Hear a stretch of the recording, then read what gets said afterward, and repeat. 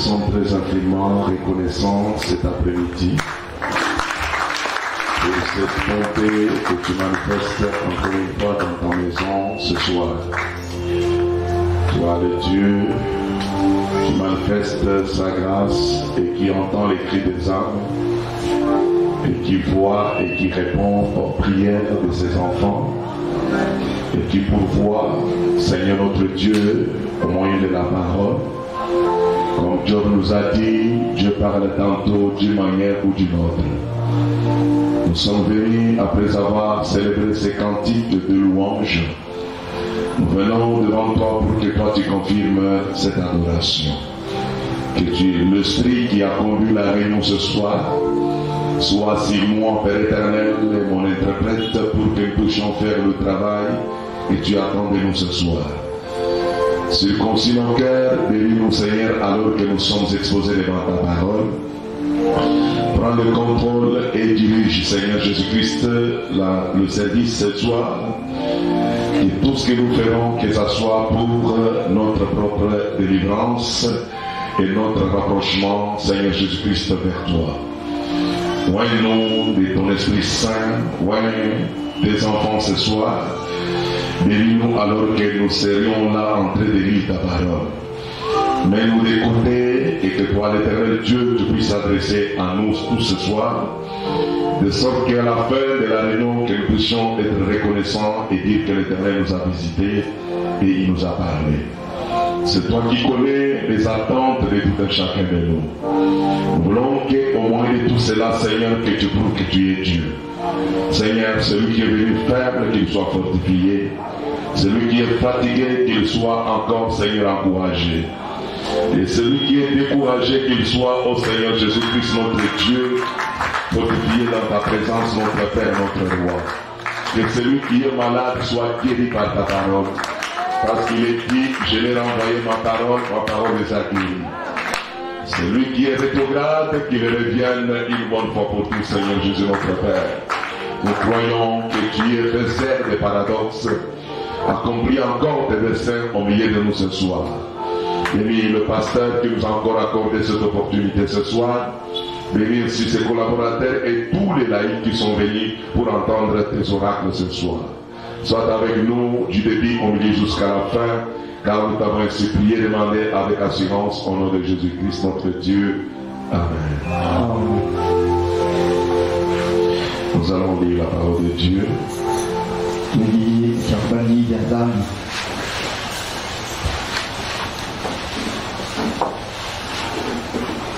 2 Timothée chapitre 2 verset 6.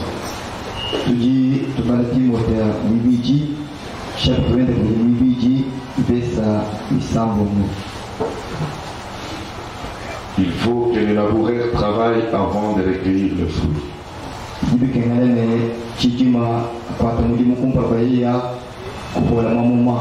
Que Dieu bénisse la Dieu de sa parole.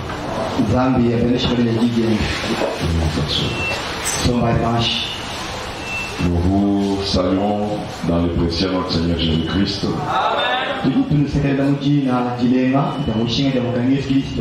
Dieu nous a protégés et il a permis la réunion de ce soir possible.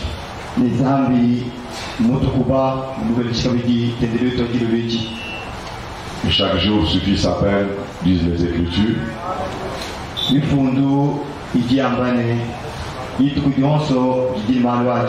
Et chaque réunion a toujours une particularité. Et ce soir, Dieu a quelque chose qu'il a pourvu pour vous.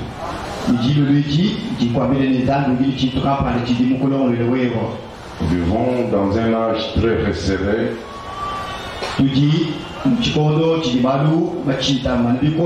Où nous devons être certains de ce que nous avons reçu comme évangile.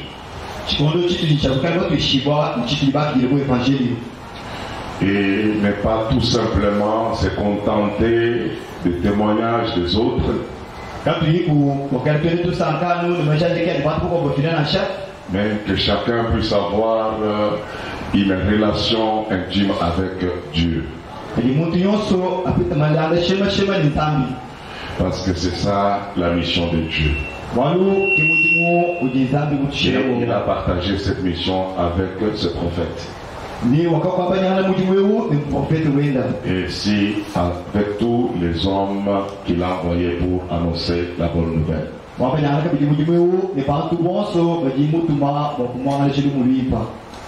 Aujourd'hui, ça fait autant d'années que le prophète n'est plus avec nous.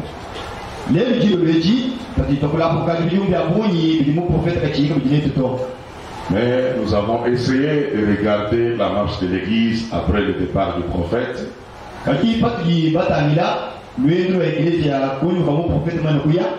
À mon humble avis, je ne sais pas si j'ai bien vu, mais je partage ensemble avec vous ce soir ce que j'ai pu observer.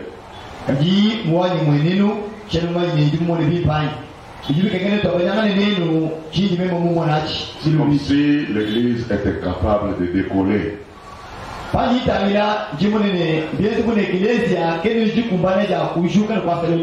Jésus-Christ était avec ses disciples pendant 3 ans et demi. Quand il a quitté la scène, nous savons ce que les autres ont fait après lui.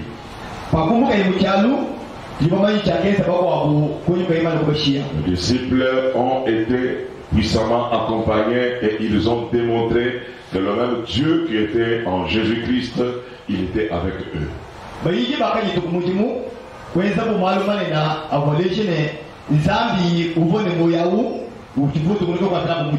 Quand je regarde du côté de l'organisation mondiale et le système éducatif, nous avons nos enfants que nous avons mis au monde.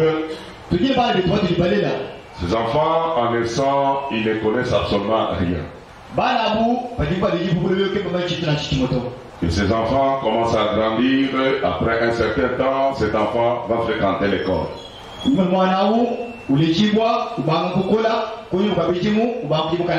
Lorsque cet enfant commence à fréquenter l'école, il n'a pas de qualification.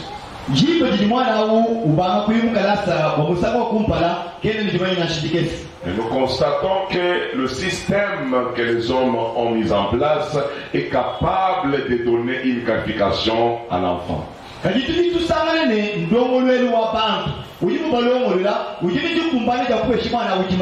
Cet enfant qui ne connaissait pas parler l'anglais, au bout d'un certain temps, il parlera l'anglais.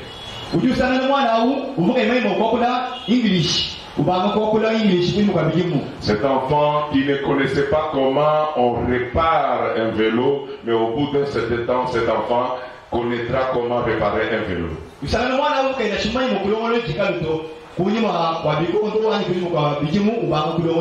Cet enfant qui ne connaissait pas comment piquer ou donc soigner les gens, mais au bout d'un certain temps, cet enfant commencera à soigner les autres.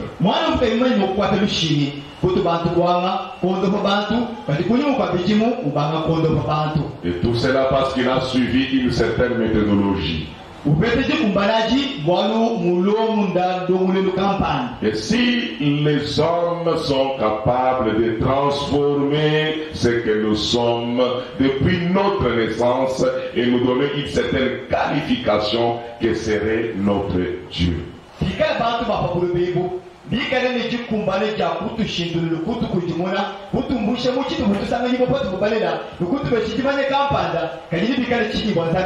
Notre Dieu n'est-il pas capable de prendre aussi ces hommes et ces femmes qui sont venus ce soir et leur donner une qualification?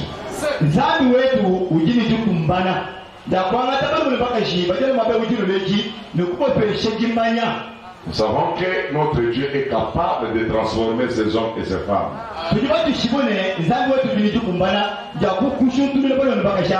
Qu'est-ce qui fait que 50 ans peut-être, je ne sais pas combien parce que je n'ai pas fait de calcul, mais c'est peut-être au-delà de 50 ans, mais nous ne sommes pas capables de prouver le Dieu de William Branham personnellement.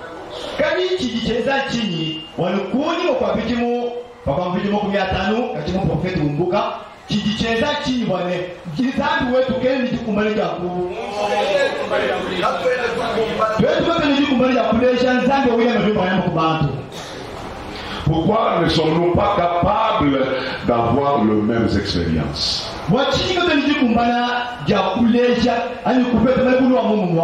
Et le diable est très rusé. Il vous laissera vous appeler vous-même branamiste.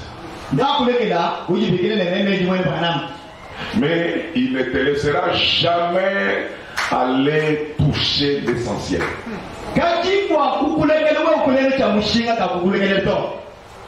Il te laissera suivre autant de choses qui vont se soulever durant le parcours.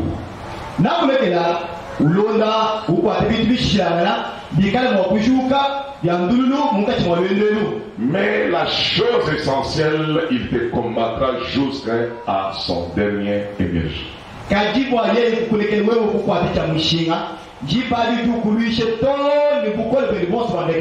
À tel enseigne que tout ce qu'il fait et sa mission, c'est de t'empêcher le but.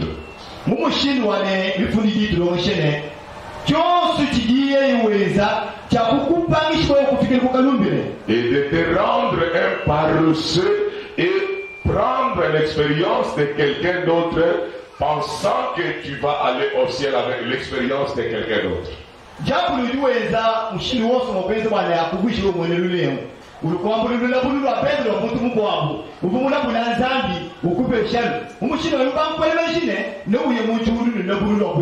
C'est pourquoi le prophète a dit, l'homme aime louer Dieu de ce qu'il a déjà fait ou de ce qu'il fera, mais ce que Dieu est en train de faire, l'homme n'a jamais loué Dieu pour cela.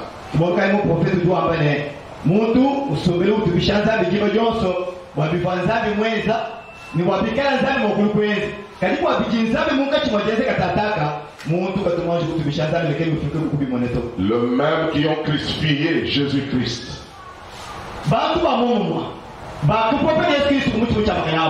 Après que Jésus soit crucifié et qu'il soit retourné au ciel, ils ont fondé des religions tout autour de Christ. Et qui étaient capables de le croire au temps de sa visitation.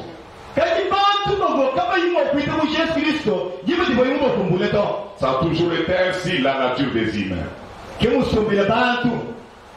C'est pour cela, mes bien-aimés dans le Seigneur, nous voulons réveiller notre conscience encore une fois de plus dans ces réunions.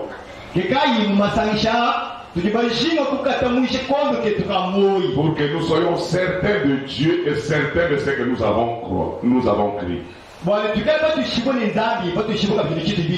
mis ceci dans la prédication, pourquoi crier parle.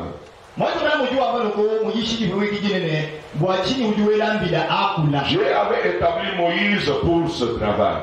Il avait prouvé qu'il était avec lui. Et voilà qu'un événement lui arrive, il se met alors à crier. Se pose la question, que puis-je faire? Seigneur, que puis-je faire? S'étant relâché et a dit, oh Dieu, je vais te demander et voir ce que tu dis. Oui, oui, c'est ce que vous dites. Si Moïse exprimant pleinement la nature humaine qui veut toujours que Dieu soit derrière et vous pousse dans quelque chose.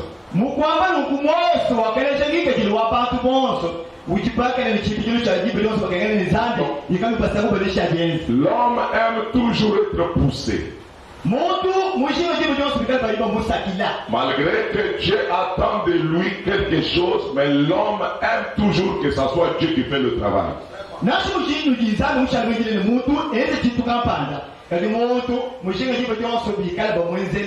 Réveillons-nous encore une bonne fois de plus ce soir. Exprimons la nature des fils et des filles de Dieu.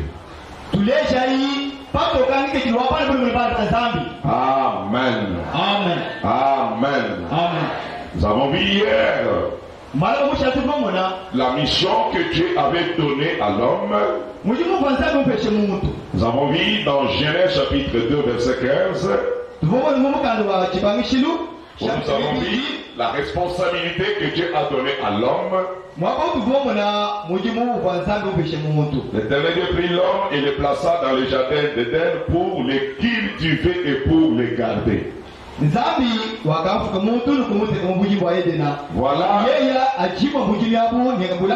Voilà la mission que Dieu avait donnée à l'homme. Dieu ne fera pas ce travail à votre place.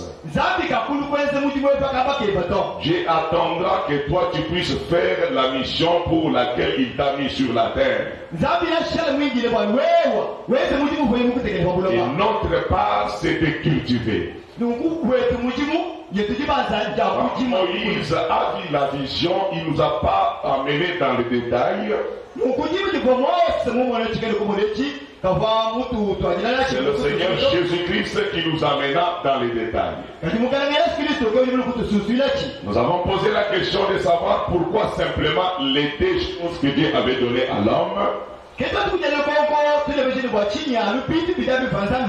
Nous avons compris que la mission, toutes les deux missions concernaient le cœur de l'homme. C'est pourquoi nous allons ajouter encore ce soir dans le livre de Proverbes. Proverbes chapitre 4. Salomon dit quelque chose de très important là-bas. Au verset 23. Proverbe 4, verset 23. Écoutez ce que Salomon dit ici. Garde ton cœur plus que toute autre chose. Car de lui viennent les sources de la vie. Vous voyez les deux missions que Dieu avait confiées à Adam. L'homme devait garder son cœur. On garde quelque chose que lorsqu'on se retrouve face au danger.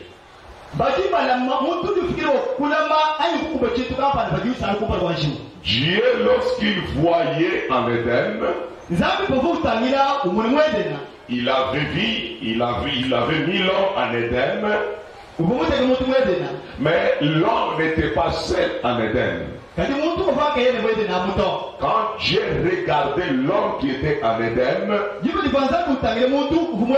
il y avait déjà un autre monsieur qui était déjà là. Le premier habitant de la terre, ce n'est pas l'homme. Mais le premier habitant de la terre, c'est Satan.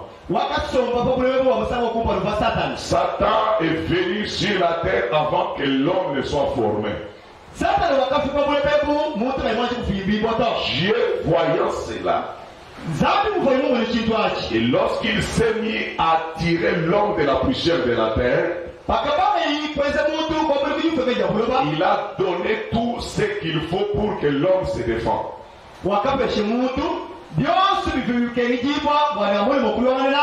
Que l'homme ne savait pas qu'il y avait une autre présence. Quand Dieu regardait l'homme sur la terre, il ne le voyait pas seul. C'est pourquoi notre Dieu, il est omniscient. Et l'omniscience fait qu'il connaît la fin avant le commencement. Et comme il voyait la présence d'un intrus, et qu'il venait de façonner l'homme, alors il a armé cet homme pour qu'il puisse se défendre tout seul.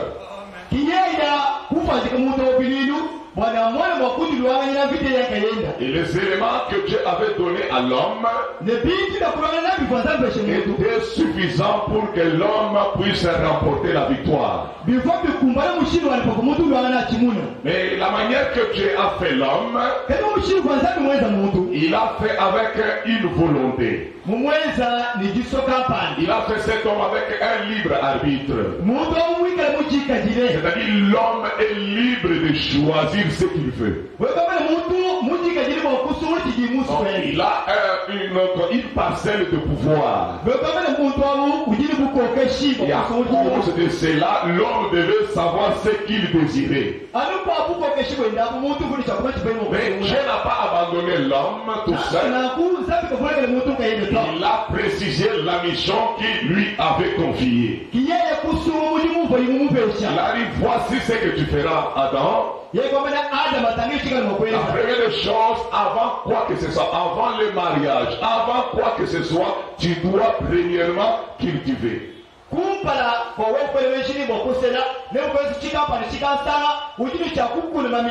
tu dois cultiver cela, et quand tu cultiveras, alors tu mangeras. Voyez-vous, mes chers amis, n'oubliez pas, tu dois aussi garder. Parce qu'il y a un rôdeur en Éden. Il y a un lion qui est en train de rôder tout autour. Alors l'homme a compris, il a reçu sa mission et il devait maintenant travailler par rapport à ce que Dieu lui attendait de lui. Nous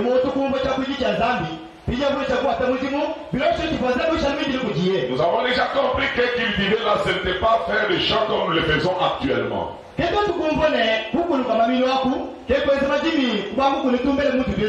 Parce que vous remarquerez que cela était possible que lorsque l'homme a péché. Quand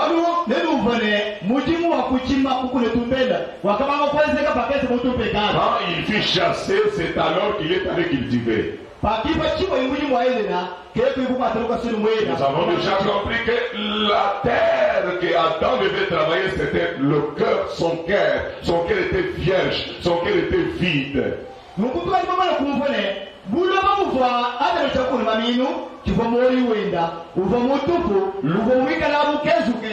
cœur d'Adam était sans parole. C'est ce que nous allons essayer encore de prouver ce soir. Le cœur d'Adam était sans la parole.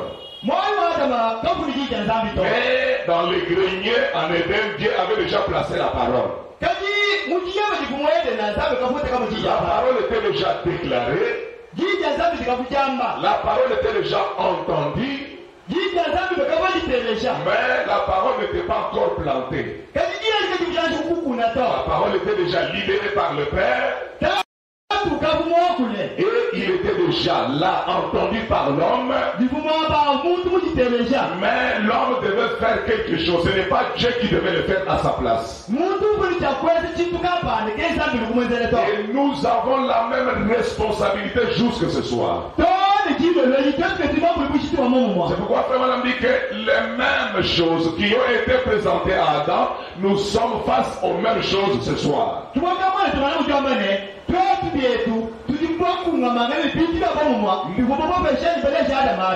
avons le libre arbitre. Nous pouvons choisir la vie et nous pouvons aussi choisir la mort.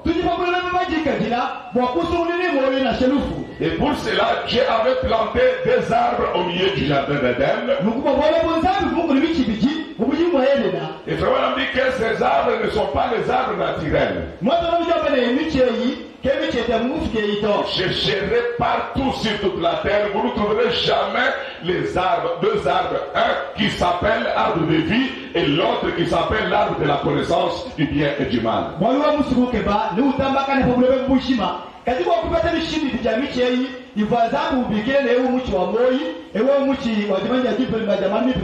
Frère Branham dit ce sont des points de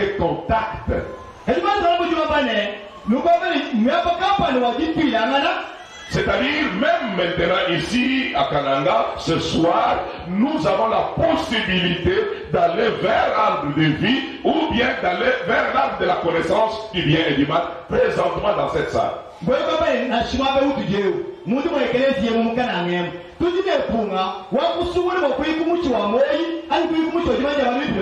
Même ceux qui sont en chute à l'air même, ils ont la capacité d'aller vers l'arbre de vie ou d'aller vers l'arbre de la connaissance du bien et du mal.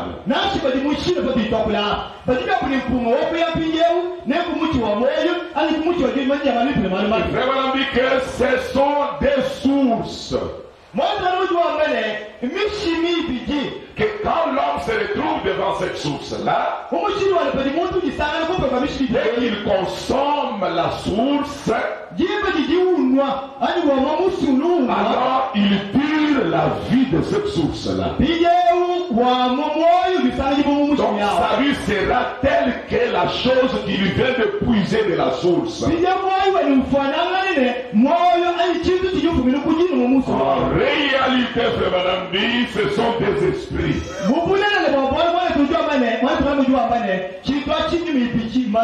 Il représente le Seigneur Jésus-Christ. Et l'autre représente Satan. Vous êtes ensemble avec moi ce matin et ce soir.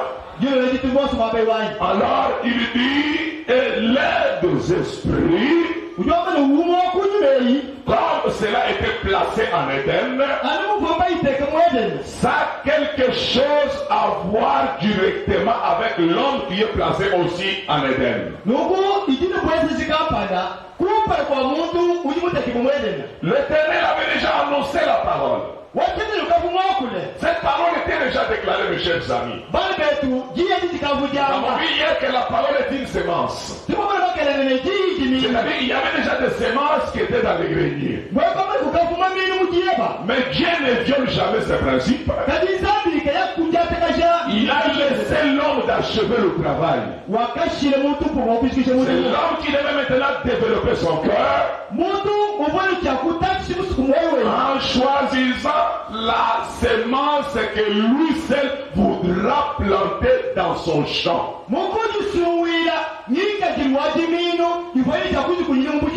Parce que nous voyons là que l'homme se trouvait devant des sortes de semences.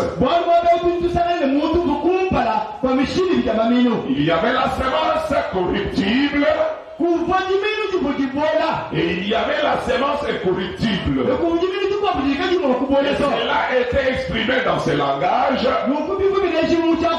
Tu mangeras et tu ne mangeras pas. Voilà les deux paroles que Dieu avait données à l'homme. Si tu acceptes de manger, c'est-à-dire tu auras la vie éternelle. La vie éternelle était cachée dans l'arbre de vie. Avant le péché, Adam n'était pas éternel. Il n'était pas aussi un homme mortel. La mort était dans l'arbre. Et la vie éternelle était dans l'arbre de vie. La mort était dans l'arbre de la connaissance. Maintenant, l'homme était dans une dispensation de l'innocence, comme le prophète le dit. Maintenant, ça dépendait de son choix, de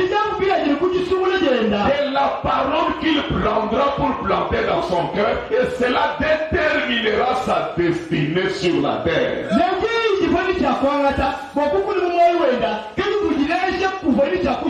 S'il choisit de consommer la science, alors ce qui caractérise cet arbre deviendra totalement ce qu'il est sur la terre.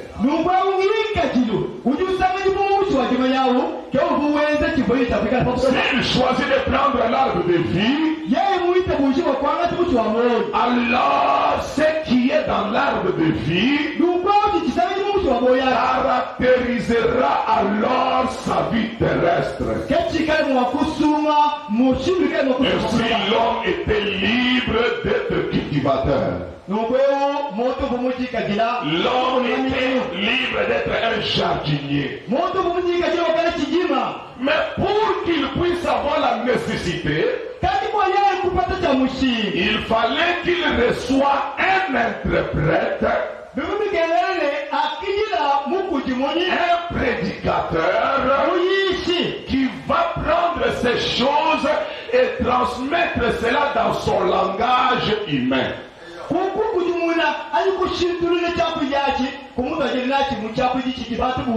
malgré ce que Dieu avait déclaré, c'était toujours caché et mystérieux. Il a dit, tu mangeras tous les arbres. Mais il n'a pas donné les détails de l'arbre de vie. Mais avec l'autre arbre, il a précisé. Tu ne mangeras pas l'arbre de la connaissance du bien et du mal. Et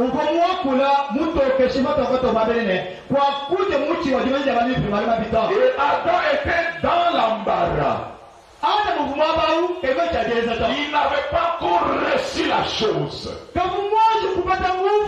voudrais dire qu'il n'était pas encore devenu véritablement croyant. Jusqu'à ce qu'il fallait que l'esprit qui est dans un de ces arbres s'incarne dans un corps et que l'esprit parle le langage d'Adam.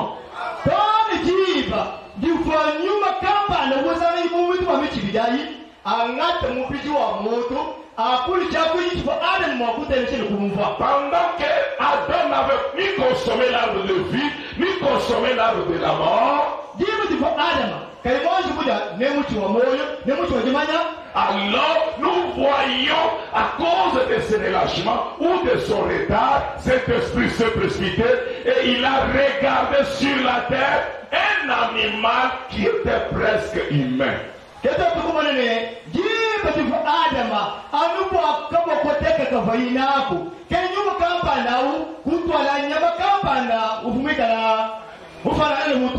Frère Branham dit, à cause des caractéristiques sensuelles et physiques du serpent, alors Lucifer a choisi d'entrer dans ce corps-là. Que Lucifer,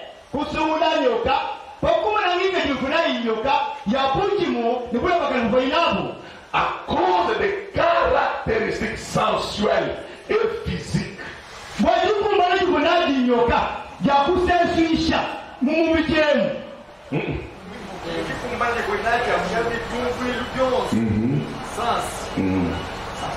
Sensuel.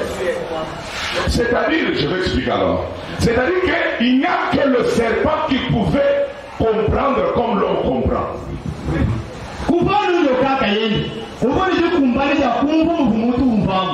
De tous les animaux, il n'y a que le serpent qui parlait la langue d'Adam. À cause de ces éléments-là, le diable a dit non, je vais utiliser ce corps. Maintenant, il n'y a plus un autre corps que l'autre arbre pourra utiliser. Parce que tout se sollicite l'homme. L'arbre de vie attendait la décision de l'homme. L'arbre de la mort attendait la décision de l'homme. Mais pour que l'homme arrive à faire quelque chose, il fallait qu'il reçoive un révélateur. C'est lui qui va le pousser, qui va l'inciter à décider. Malgré les écritures étaient déjà là, tu mangeras et tu ne mangeras pas. Mais il fallait un explicateur. Il fallait quelqu'un apprendre à faire un choix. L'esprit de l'arbre de la connaissance, que Frère Madame appellera l'arbre de la science, s'incarna dans le serpent.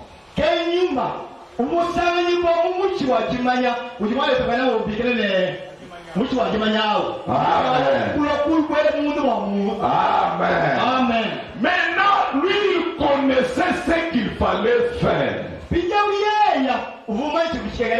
Le madame dit dans la prédication, la plus grande bataille jamais livrée.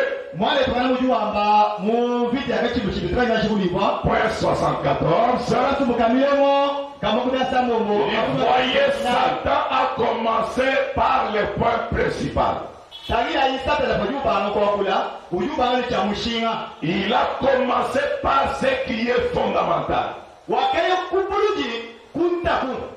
Et il a incité l'esprit de l'homme à douter de la parole.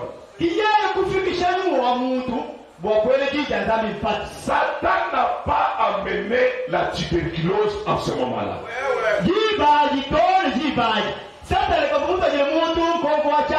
Satan n'a pas amené la sorcellerie en ce moment-là.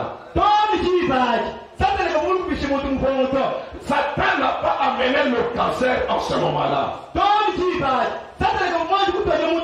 Satan connaissait ce qui est principal.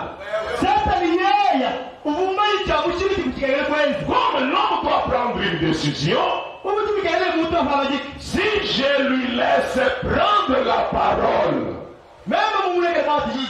et qu'il réussit à planter cela dans son cœur, c'est fini.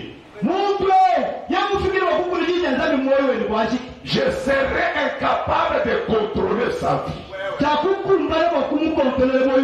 Je dois être le premier à embrouiller la carte. Avant que l'esprit de l'arbre de vie s'incarne dans un corps, je dois être le premier à faire le travail. Oh, Frère Branham nous a tous enseigné que Dieu n'entre pas dans les animaux. Le serpent n'était pas humain, mais il était presque humain.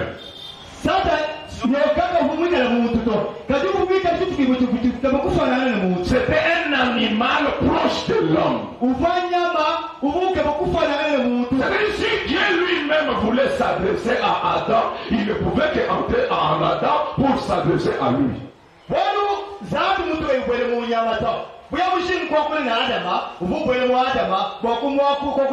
Est-ce que vous êtes ensemble avec moi? Maintenant, je vous dis dans cette prédication-là, la plus grande bataille jamais livrée. Satan savait que au moment où je dévierai l'homme de la parole de Dieu, et si je gagne à faire le contraire de ce que Dieu attend de lui, l'homme lui-même attirera le cancer.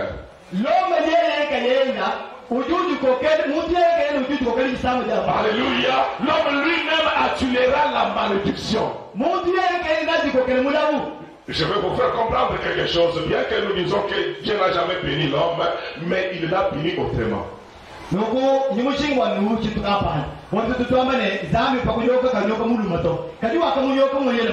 allez voir le jugement de l'Éden. Quand il descend, il bénit la femme. Au lieu de bénir l'homme, il dit bon, tu mangeras pas la sueur de ton front, et après il va bénir la terre.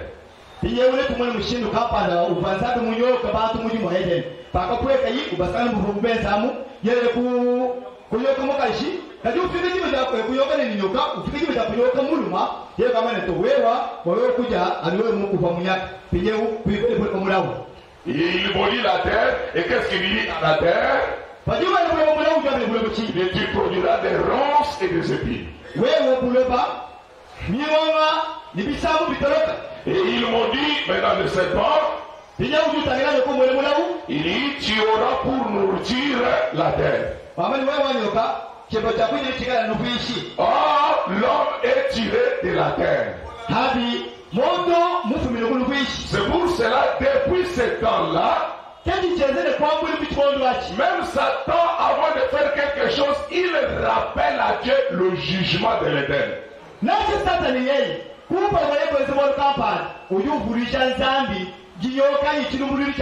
Il lui dira, moi je ne consommais pas la poussière. C'est toi qui m'as donné la mission de consommer la poussière. Alors, comme l'homme est poussière, je dois le tourmenter toute sa vie. Même s'il est loin de l'onction. Est-ce que vous êtes ensemble avec moi? Même s'il est le prophète de l'âge, je vais le tourmenter jusqu'à la dernière énergie. Même les corps dans lesquels il a utilisé en Galilée, ce corps était tombé malade un jour. Ok, que Dieu nous aide. Est-ce que vous êtes ensemble avec moi? Est-ce que vous écoutez ces principes-là? Revenons maintenant, il ajoute la deuxième partie en disant, ils sont toujours dans la plus grande bataille jamais livrée. Il dit, dans la restauration, quand Dieu cherche à restaurer l'homme, il commence aussi par les points principaux. Il ne s'intéresse pas au cancer. Il ne s'intéresse pas à votre pauvreté. Parce qu'il sait très bien que s'il s'intéresse à ça, c'est éphémère. C'est pour une courte temps. Mais ce qui est fondamental, c'est de ramener l'homme à rétablir la parole dans son esprit.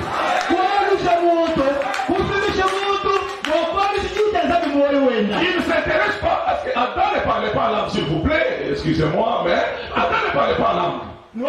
Comment le péché? Adam ne prophétisait pas, s'il vous plaît. Mais Adam communiquait avec le surnaturel. Le surnaturel ne signifie pas le parler en langue. Le surnaturel ne signifie pas la prophétie. Le surnaturel, c'est une présence où vous communiquez avec, il vous entend et il est en mesure de vous parler en retour.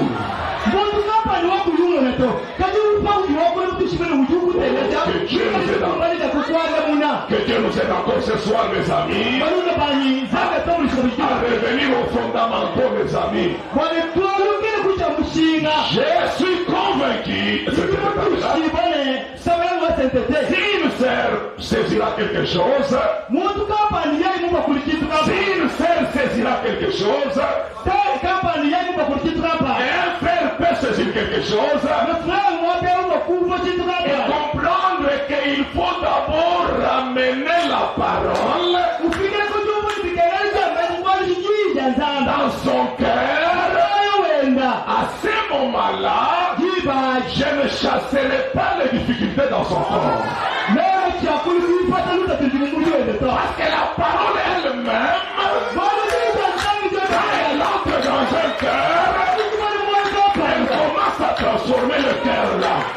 Parce que la parole est puissante. La parole est efficace.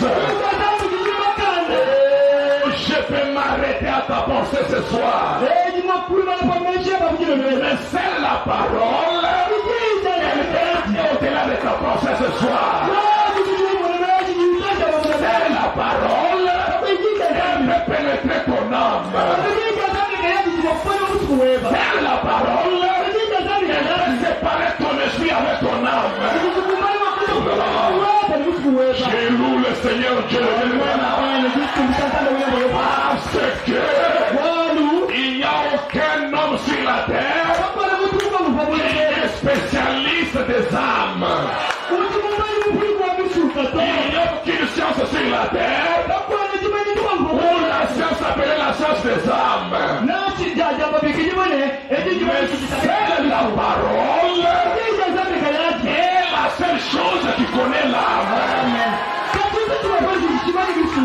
pendant que nous parlons de ces choses ce soir, si nous pouvons saisir le spirituel et ramener la parole dans le cœur, oh là là, c'est terrible, mes chers amis. Ce sont des réalités, mes chers amis. Satan a incité l'homme. Vous savez comment il a fait, n'est-ce pas? Il entre par la femme. J'aime Frère Branham. Il me dit, vous savez que Adam, Ève n'avait pas péché. Ève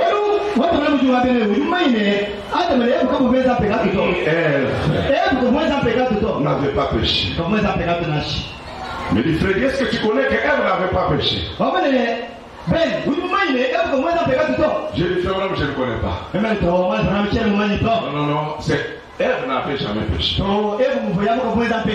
C'est Adam qui avait péché. Ève n'était pas là quand la parole était libérée. Les oreilles qui ont écouté la parole, ce n'étaient pas les oreilles d'Ève. C'était les oreilles d'Adam. Adam connaissait ce qu'il faisait. Ève a été séduite. Mais le péché, c'est Adam. Je n'étais jamais descendu personnellement et parlé à Ève. Ève était simplement un témoin auriculaire. Mais Adam avait vu Dieu et il a entendu Dieu lui parler. Est-ce que vous êtes d'accord avec moi? Je sais que vous connaissez ça. C'est le message. Vous êtes ensemble avec moi? Maintenant, écoutez la mission de Satan. Il vient par Ève et il dit, chapitre 3, est-il réellement interdit? Quand vous lisez toute cette partie-là, vous remarquerez comment il est en train de pousser.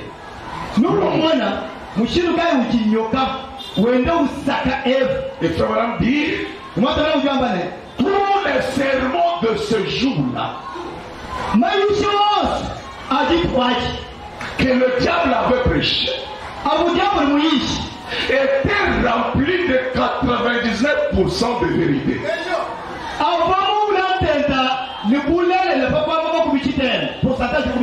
Sauf une seule déclaration.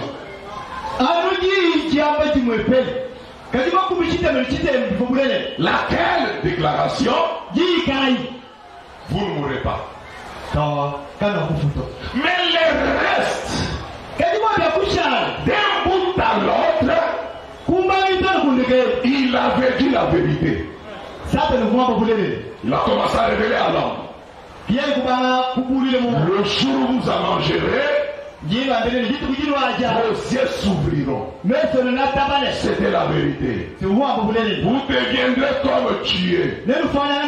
C'était la vérité. Quant à la connaissance du bien et du mal, c'était la vérité. Mais Louis II n'a pas donné le vrai sens de l'hébreu.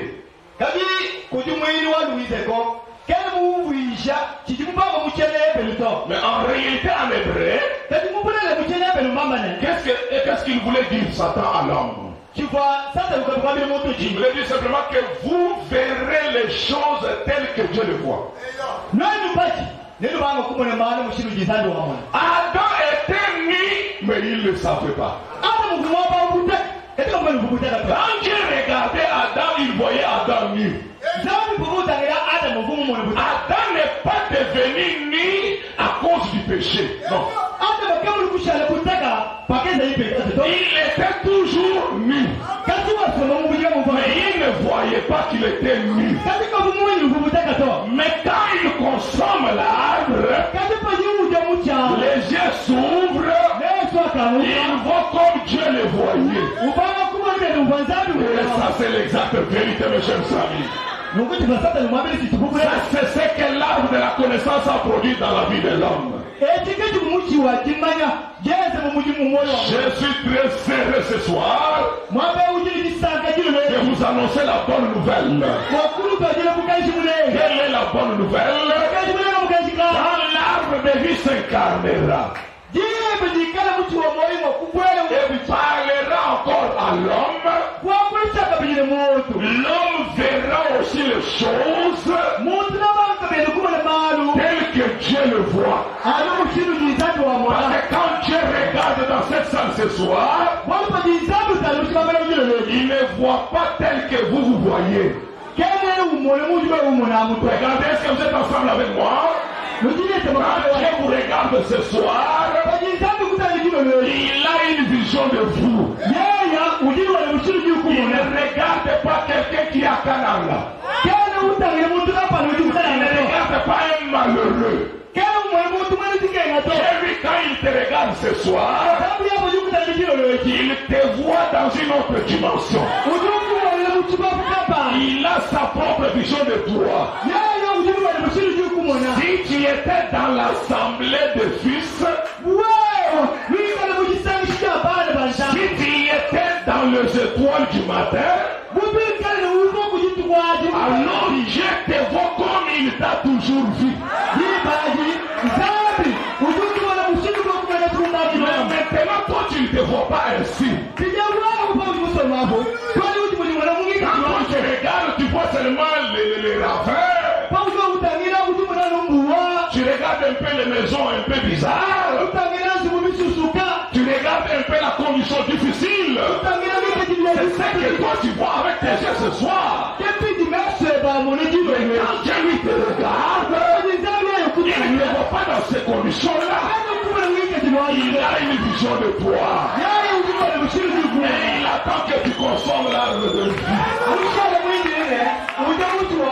Les jours où tu consommeras l'arbre de vie, ta vision sera transformée. C'est pourquoi Paul dit, nous prêchons en partie. Nous prophétisons en partie. Quand j'étais enfant, je marchais comme un enfant. Mais quand je deviens adulte, je sais ce qui est de l'enfant. Mais nous voyons au moyen des miroirs, d'une manière obscure. Mais quand le parfait sera là,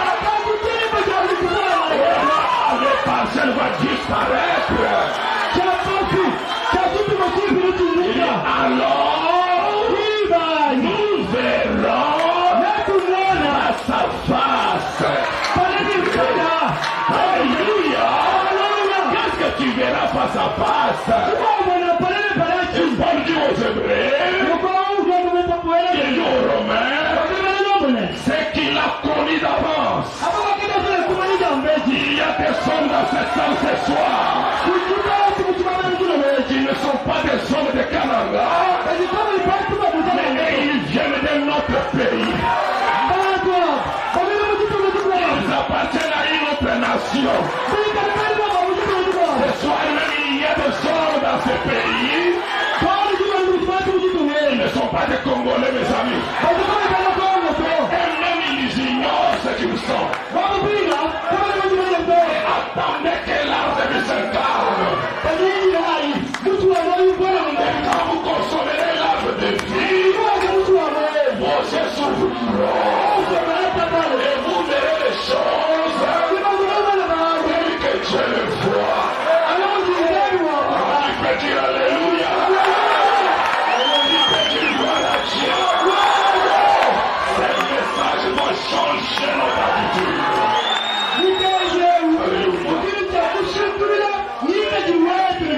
Mais comment y arriver? Commençons par les points principaux.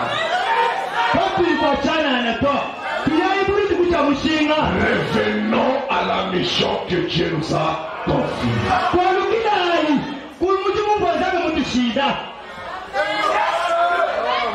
Retournons au champ. Devenons des cultivateurs.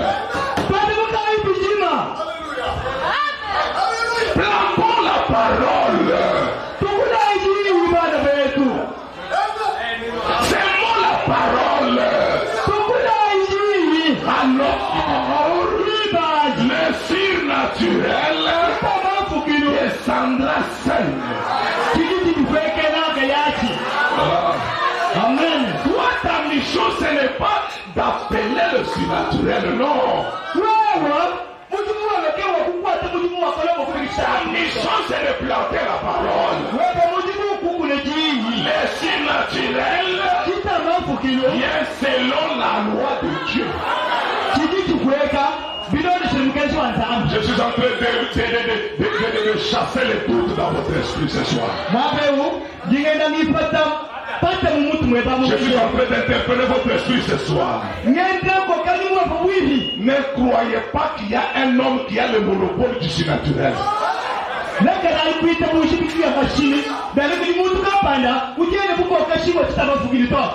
Élie n'a jamais fait descendre Dieu. Le feu n'est pas descendu à cause d'Élie. Élie avait une mission. Quelle était la mission d'Élie? Reconstruire l'autel. C'est pourquoi il ne s'est pas précipité à prier. Il s'est mis au travail. Il a commencé à mettre chaque chose à sa place. Pendant qu'il faisait là, il était en train de rebâtir l'autel. Quand il a fini la construction, il a demandé qu'on verse de l'eau. On a versé de l'eau selon le temps qu'il connaissait. Et quand il a terminé, écoutez sa déclaration. J'ai fait tout selon ta parole.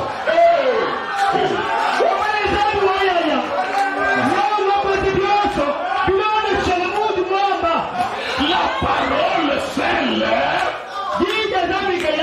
approchera le ciel sur la terre.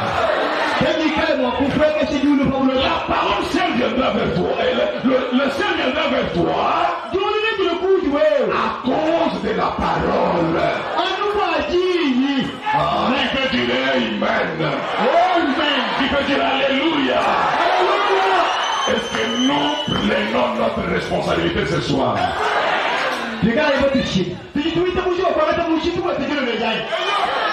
êtes prêts à prendre votre responsabilité ce soir? Écoutez Jésus. Il commence à placer le fondement. Écoutez ce qu'il va dire. Jean 15.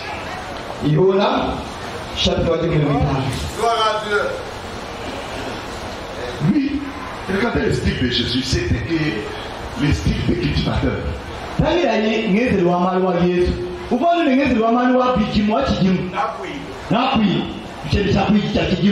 Et ça pénétrait même les petits enfants.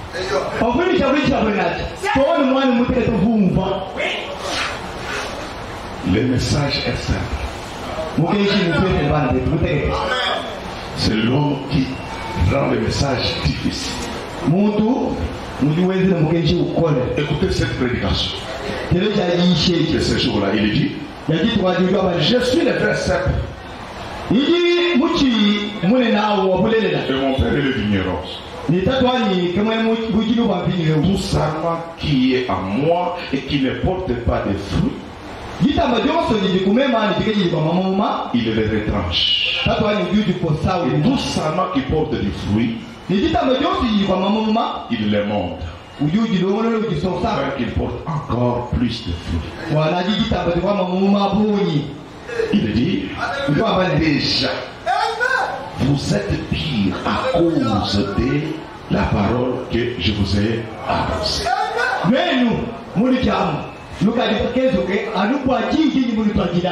Rien qu'à cause de cette parole, vous êtes déjà pire. Au verset 7, il dit, si vous demeurez à moi, première étape. Ne prenez pas comme si c'est automatique.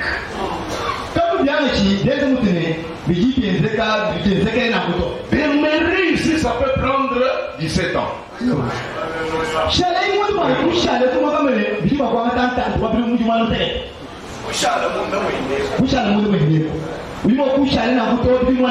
avant d'atteindre le deuxième étape. Ne lisons pas la Bible comme un journal. Méditez la parole. Abandonnez-vous au Saint-Esprit. Première étape, si vous demeurez en moi.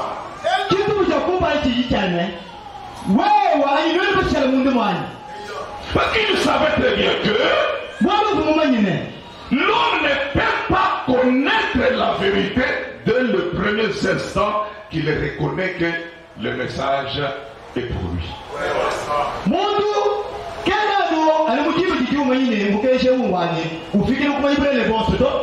Et qu'il entre dans les eaux de baptême, qu'il devient croyant, non.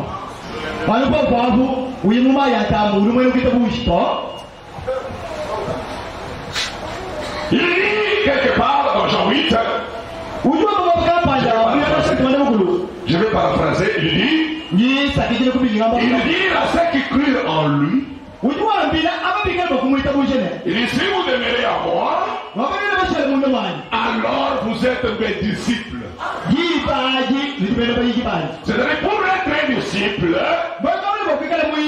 vous avez déjà accepté l'évangile. Maintenant, ne vous précipitez pas, allez partout disant que moi je suis déjà disciple. Non. Demeurez.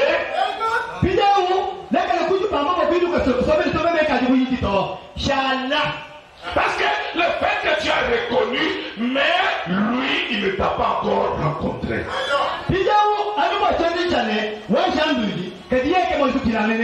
Pierre avait reconnu l'évangile. Nathanaël avait reconnu l'évangile. Philippe avait reconnu l'évangile. Mais ce n'était pas suffisant. Judas Iscariote avait reconnu l'évangile. Mais il ne s'est pas retrouvé à la Pentecôte.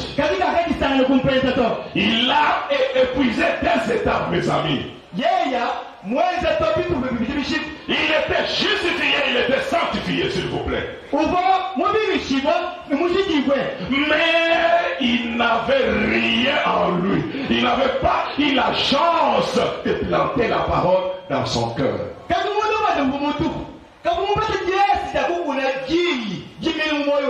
C'est-à-dire, le premier jour de la résurrection, il n'était plus dans l'assemblée.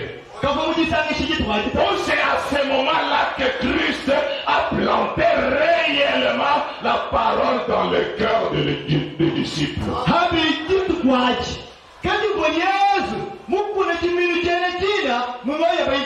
Et c'est à ce moment-là parce qu'il savait que l'esprit va venir. Mais l'esprit ne vient jamais dans un cœur vide.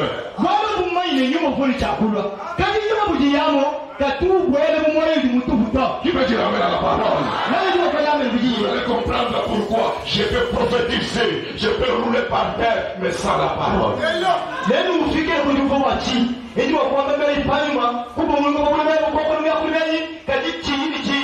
Oh, parce qu'il y a des hommes qui sont vraiment fanatiques. Et lorsque si je commence à prophétiser ce soir, je crois que nous aurons beaucoup de succès visiblement.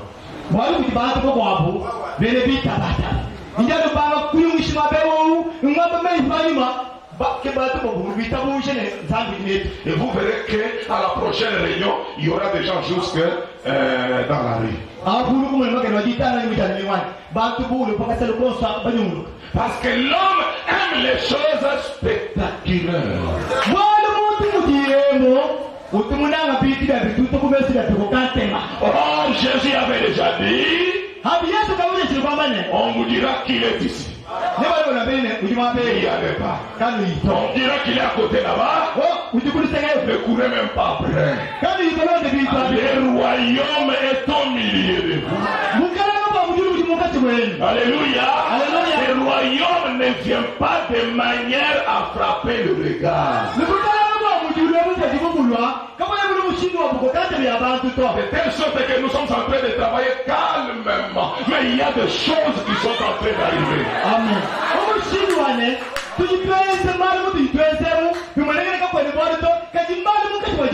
La seule Christ, et toi et moi, nous verrons simplement la différence demain.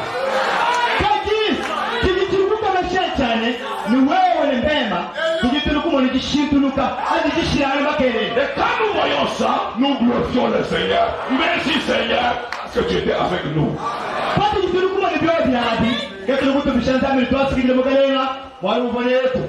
Est-ce que vous êtes ensemble avec moi, mes amis? Est-ce que vous êtes là, mes chers frères?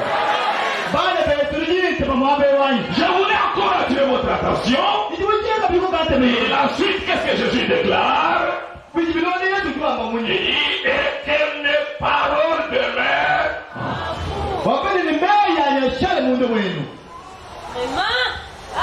Ça, c'est la restauration. J'ai une petite expérience quand même. J'ai quand même une petite expérience. La prière ne peut pas délivrer le caractère de quelqu'un.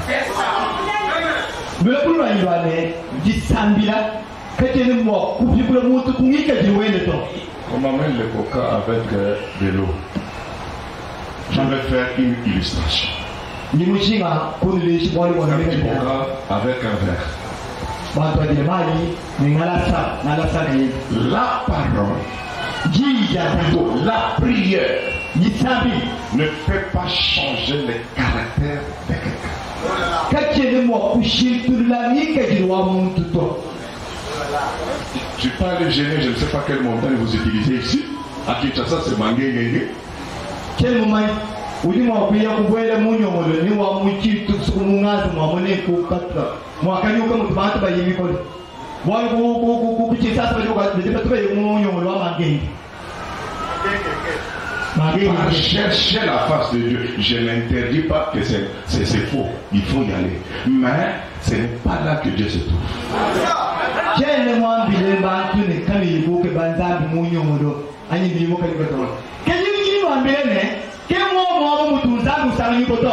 Dieu est dans ça.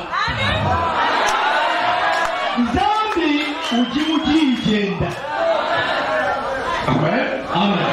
Jésus dit, après avoir déméré, alors vous devenez mes disciples. Et la suite, vous connaîtrez la vérité. Et c'est la vérité fera quoi? Vous affranchir. La parole des livres. Seule la parole change le caractère. Un homme qui a été rempli de la parole, il n'échouera plus.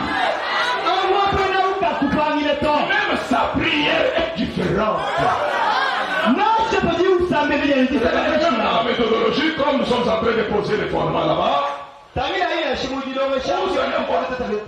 voir qu'on n'a même pas le droit de prier Dieu.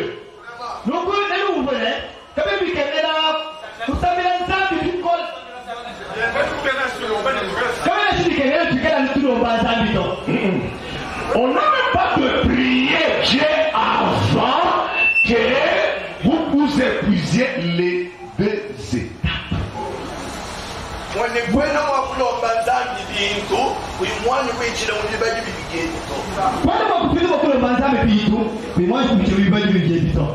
Parce que quand tu vas prier, tu prieras tes raisonnements.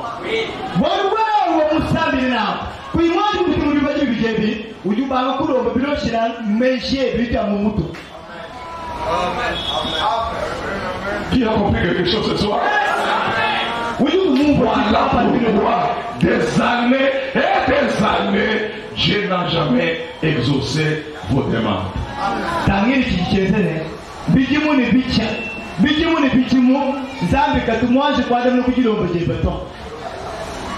Et la Bible dit, vous ne recevez pas parce que vous avez mal demandé.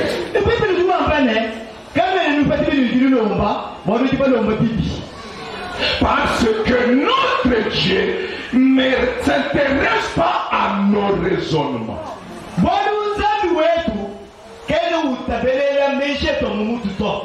Notre Dieu n'écoute même pas nos paroles. Ne pense pas parce que tu y as fait couler les larmes que Dieu aura pitié de toi pour exaucer tes prières.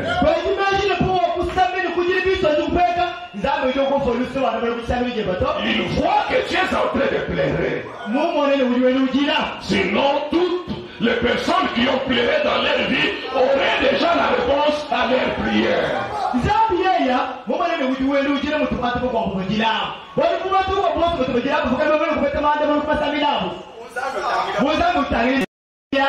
Dieu ne regarde pas à nos pleurs. Dieu ne regarde pas parce que tu y es venu avec un visage rempli de tristesse.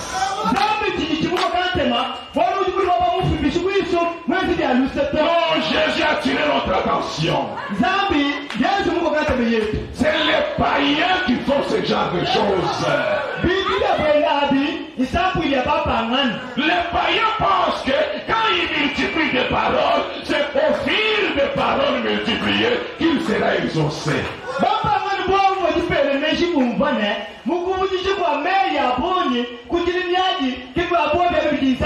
Non, Dieu ne regarde pas ce que nous raisonnons.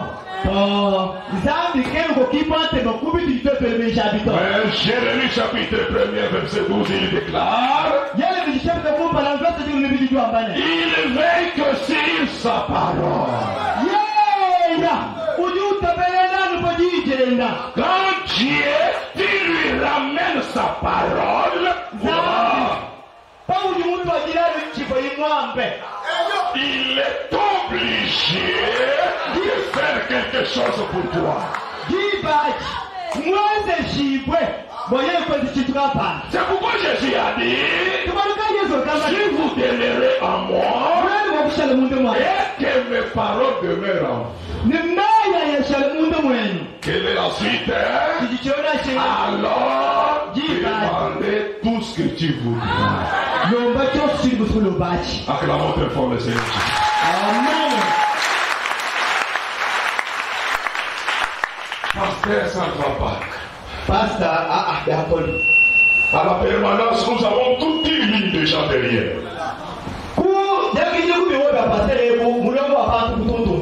Les problèmes qui ne se terminent jamais. Généralement, c'est les mêmes têtes là qui reviennent.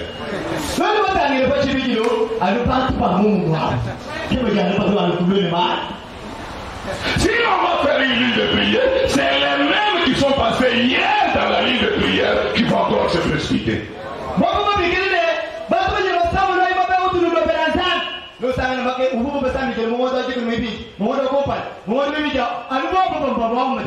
Oh, Dieu est pitié de nous. Revenons au fondamental. Dieu, quand il voit sa parole en toi, à ce moment-là, c'est fini.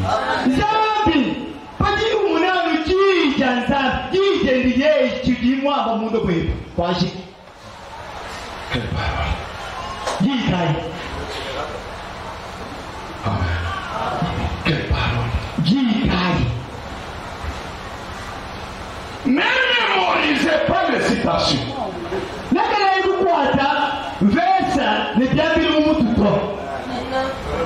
C'est ce que Satan fait.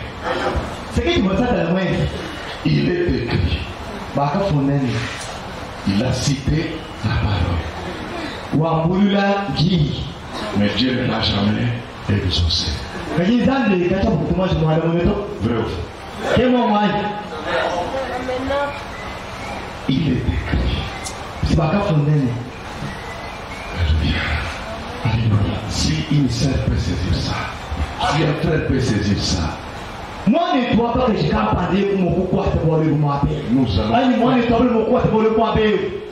allons faire des exploits ici.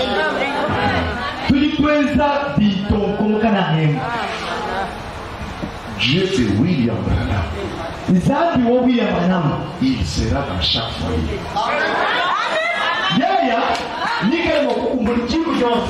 Et chaque foyer va sourire.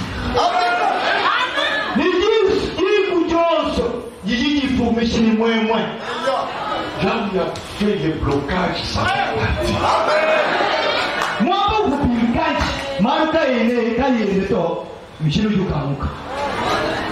Amen. Jésus dit, mes paroles se mettent en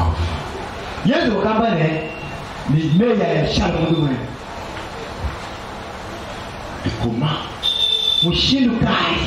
plantons la parole? Quelle parole?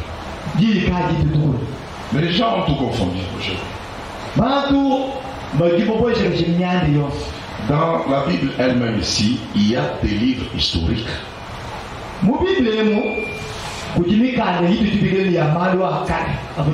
Il y a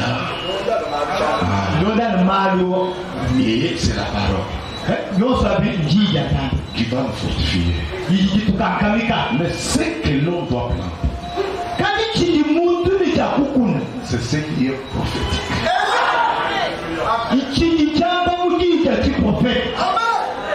Alléluia.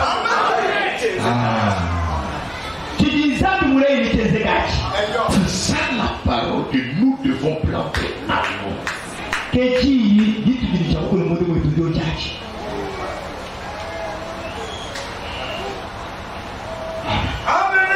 Et quand toi tu plantes la parole, le Saint-Esprit viendra seul. Pierre n'a jamais cherché le Saint-Esprit. Philippe n'a jamais cherché le Saint-Esprit. Jésus leur dit, allez à Jérusalem attendre.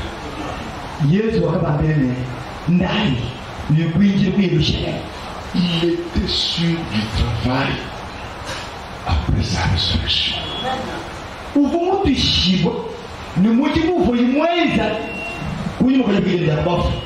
Il était sûr qu'il a planté cette fois-ci la parole dans leur cœur.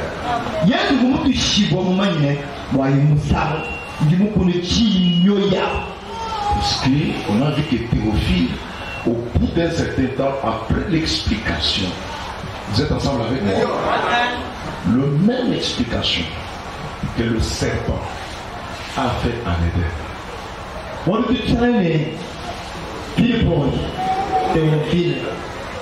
Théophile,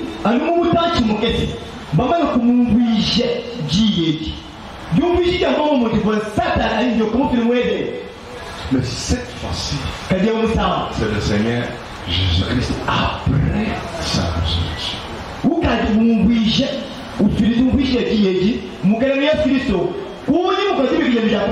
Après l'explication, la Bible dit quoi? Il a fait semblant comme il allait traîner pour voir si la parole a créé une énergie au-dedans d'eux.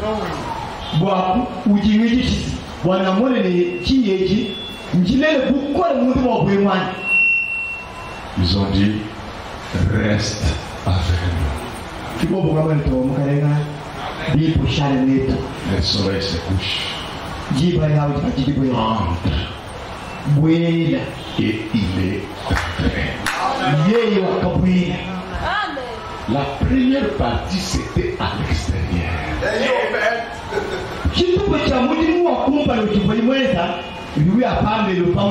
La deuxième partie c'était à l'intérieur.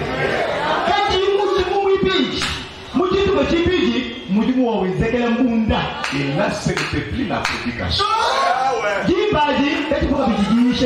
C'était la répétition.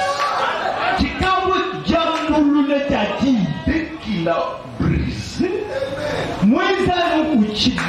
de la même manière, la Bible dit alors leurs yeux s'ouvrirent.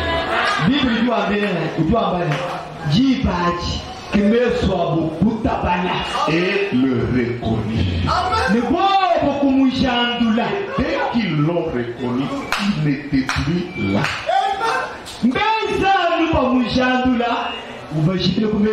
La maison fermait totalement. Les fenêtres fermées. Mais il est sorti par où? Ils se sont retrouvés qu'à deux. Et ils ont commencé à parler de la preuve de la résurrection.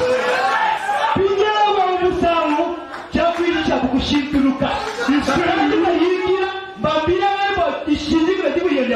dit c'est lui. C'est lui. Alors quand il nous parlait, nos cœurs bouillonnaient. C'est le texte ce soir. Pendant que nous libérons la parole, si le cœur ne bouillonne pas, allez encore rester à l'hôtel, mon frère. Est-ce que ton cœur après la résurrection doit bouillonner?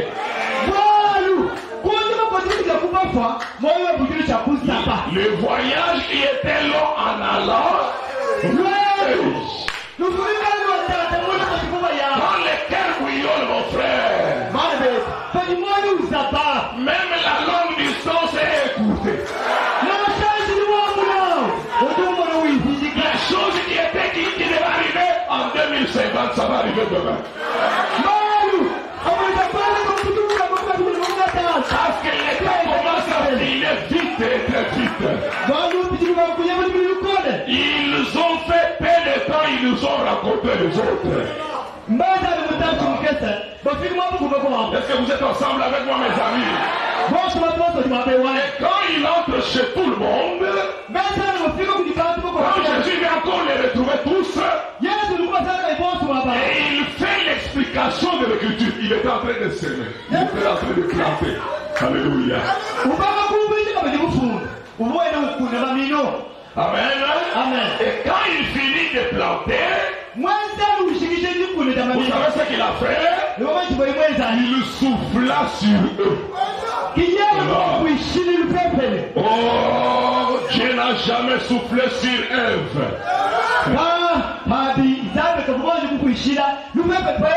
Il avait soufflé sur Adam. Mais cette fois-ci, après la résurrection, il a soufflé sur son église. Oh là. Il n'a plus soufflé sur l'époux, mais il a soufflé sur l'épouse.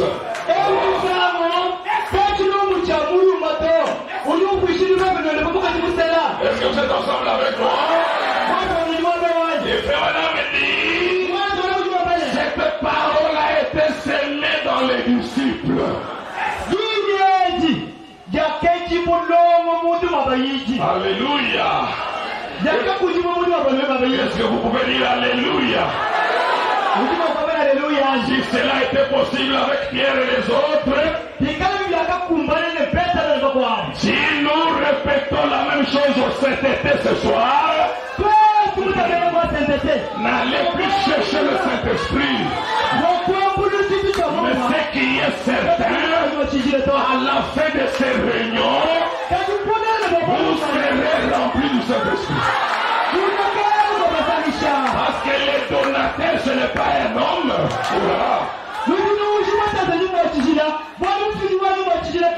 C'est seul Dieu qui donne le Saint-Esprit. Amen. Je suis dans la prédication de la sagesse contre la foi. Amen. Amen. Gloire soit à Dieu. Oh, ça c'est merveilleux, mes chers amis. Oh, ça c'est le temps de bénédiction pour ce peuple ce soir. Dieu est en train de nous visiter, mes chers amis. Il va faire de très grandes choses dans la simplicité. Amen. Ce qui est dommage, vous allez voir des réalités réelles de vos yeux, pas avec les spirituels, avec vos yeux naturels, vous verrez des choses.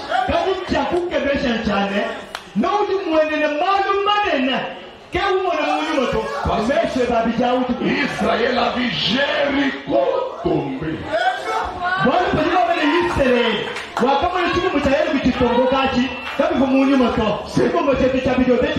C'était avec leurs yeux.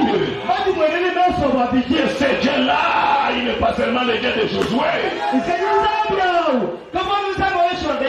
Ce Dieu-là est tout Dieu ce soir. Amen. Parce que je vous amène le Dieu d'Israël. Oh là là, que Dieu nous aide ce soir. Écoutez, fais-moi ceci. Dans cette prédication, il dit, la sagesse contre la foi, il dit, cela avait été semé dans les disciples.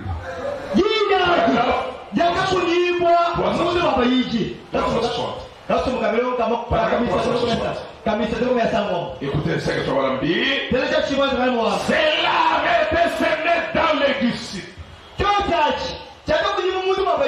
Je prends cette partie-là. Cela avait été semé dans les disciples. Ensuite, l'Esprit est venu pour vivifier la parole.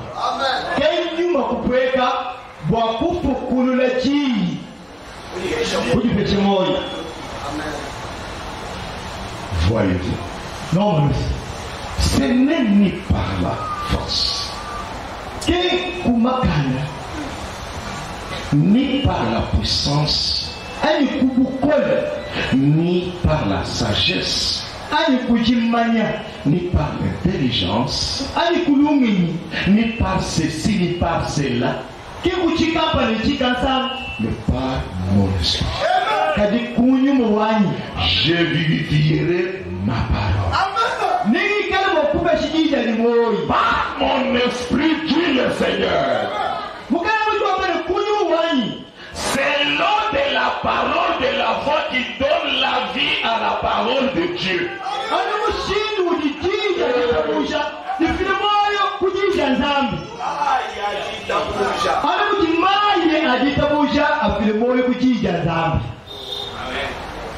Et la met en action.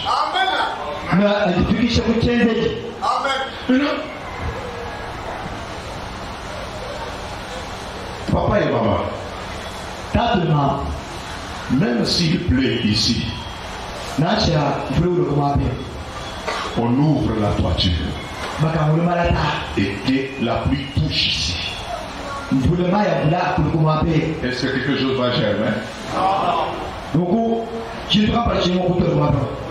Impossible. Mais si tu veux que ça soit précisément ici,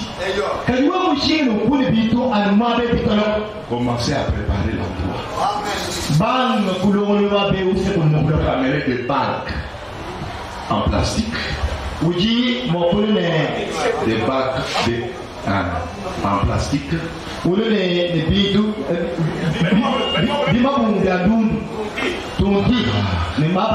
remplit la terre noire. On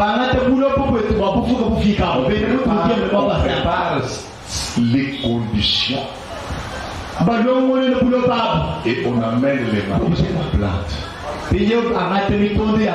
On laisse, on s'en va.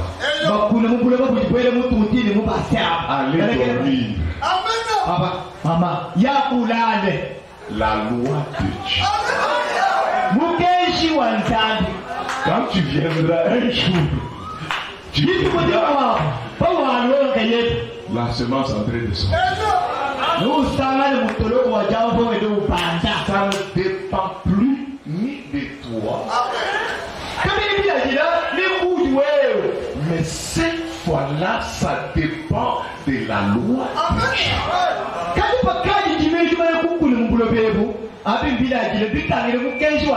Mais nous avons cherché le Saint-Esprit sans la parole dans le cœur. Voilà pourquoi nous ne sommes pas encore convertis. Que Dieu vous bénisse. Que Dieu vous bénisse, mes amis. Est-ce que vous allez devenir des cultivateurs? Je ne vous ai pas encore dit comment planter. Mais nous avons encore notre temps ici à cet été.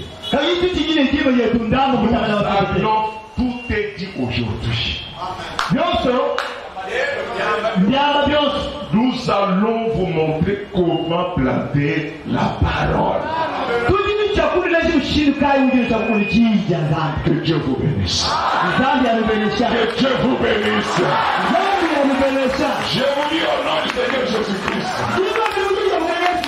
Si vous retournez ce soir avec une seule promesse à votre cœur,